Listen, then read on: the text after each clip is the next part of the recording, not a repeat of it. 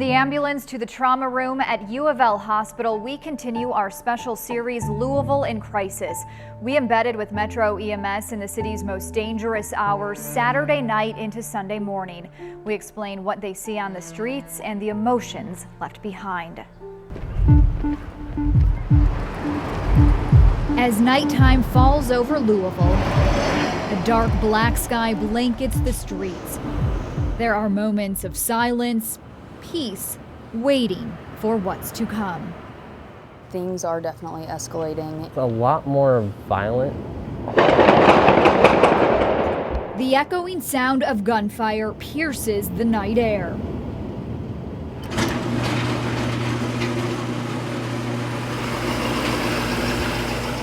It's a shift change at Louisville Metro EMS. Time to restock the ambulance as another crew prepares to hit the road. Just got to push through it and do your job. A job that's growing more difficult with every call. Shocking. All right, you ready? Yeah, All right, we're all good.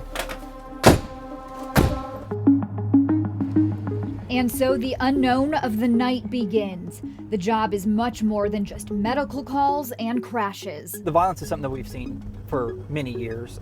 It's been a little bit more increased in the last couple of years. Supervisor Major Chris Keene has been with Metro EMS for more than 16 years.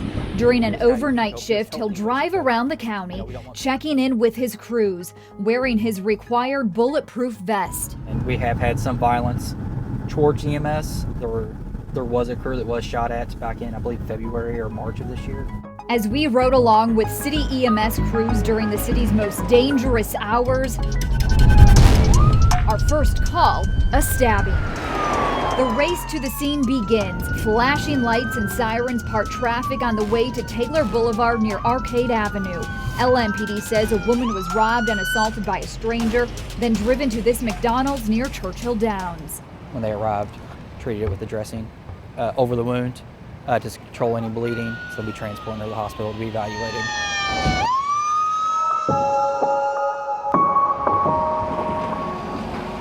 Almost all trauma patients are taken here to UofL Hospital. Louisville is so much more violent than most other places. Yeah, over the past year or so, we've just noticed it doesn't seem like it matters what time of the day it is anymore. Now it seems like it's throughout the entire day. Then another call. This time a shooting back near Churchill Downs, 4th and Central. As I'm pulling up, looking around, seeing what's around, see where the crowds of people are. Police say they found a man shot at this location. Our priority is exposing the wounds and bleeding control. Then it's back to the emergency department.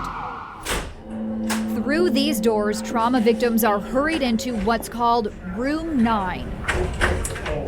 I don't remember the last shift I've had where we did not have at least one victim of a gunshot wound. Unfortunately, we're seeing that all too often, every day. I think multiple times a day. LMPD reports show this year at least 32% of non-fatal shootings and nearly 37% of homicides occurred on the weekends. 226 people injured or dead through the end of October, and that is just from the weekends. I don't know what can be worse than losing someone you love. Nicole Coward knows that feeling too well. She's back in the place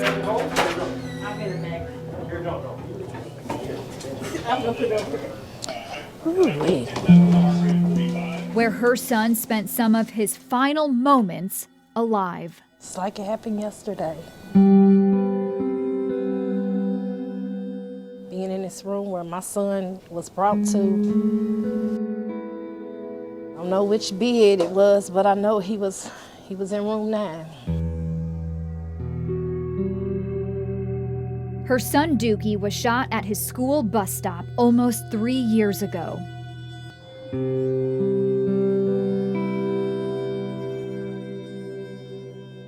I'm not okay. Not okay at all. He died at the hospital. She shares her story, saying she doesn't want another mother to hear their child is in room 9. If I could save one, then I done done what I was supposed to do. But it's not easy. Every day is a struggle. It's one of the hardest things that I have to do is live without my son. The heartache never goes away. It's real, raw emotion that rips your heart out.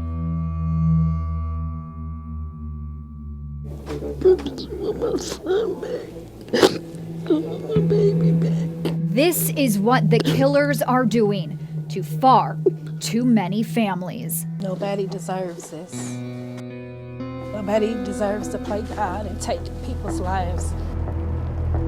A city at war, waiting, hoping, praying for change.